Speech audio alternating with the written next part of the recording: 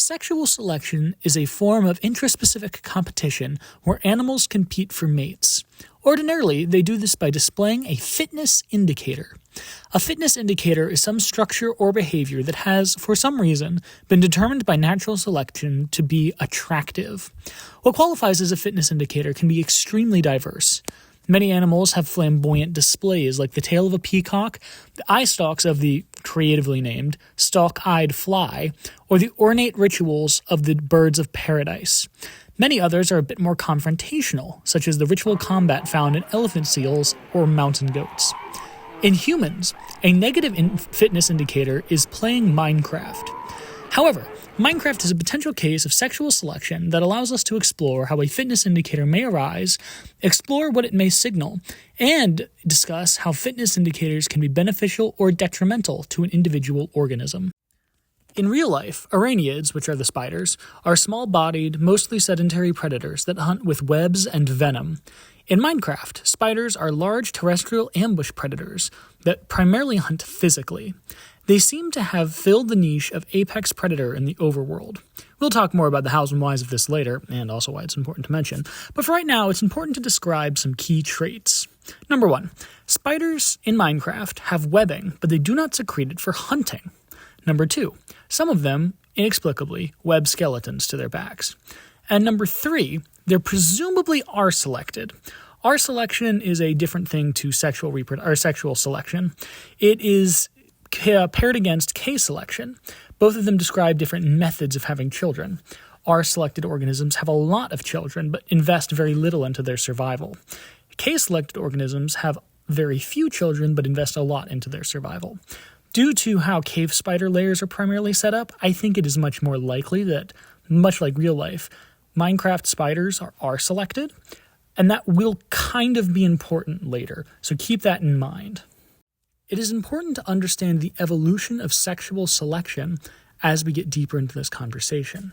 The current hypothesis suggests that the mate that invests more into reproduction is incentivized to be choosier than the mate that invests less into reproduction.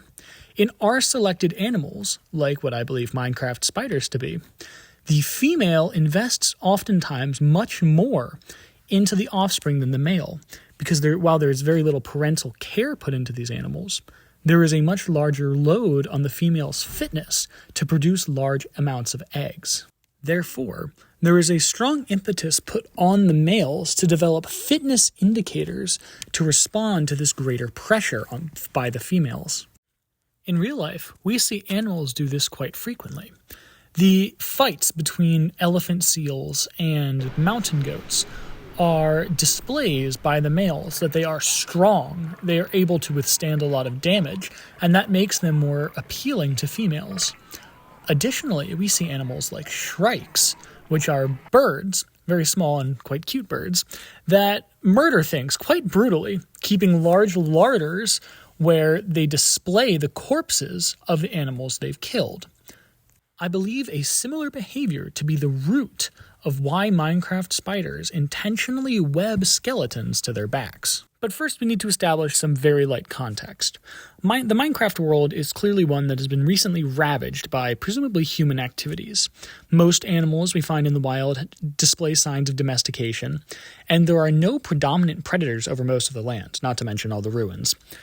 Before human activities, I think it is very likely that the Minecraft world saw a diverse cast of animals spread over the world, presumably pre-domesticated ancestors to the livestock we see all over the world, along with predators and presumably other animals that are no longer present. However, human activities reduced the overall viability of the surface world, leading to a mass extinction. The only animals that would have been mostly exempt from this human destruction would have been found deep down underground. Spiders, or more likely the common ancestor of the modern spider and the cave spider, lived in large nests around central egg sacs, which is how I'm choosing to interpret the spawner. These animals were hunters. They would wait in the dark, kill prey, and drag it back to the nest. Much like a modern-day real-world shrike or bowerbird, they would have used these nests as signs of sexual fitness. By having lots of dead animals within the webbing, it would have signaled to females that, hey, I'm a successful hunter. You want my genes to be passed on.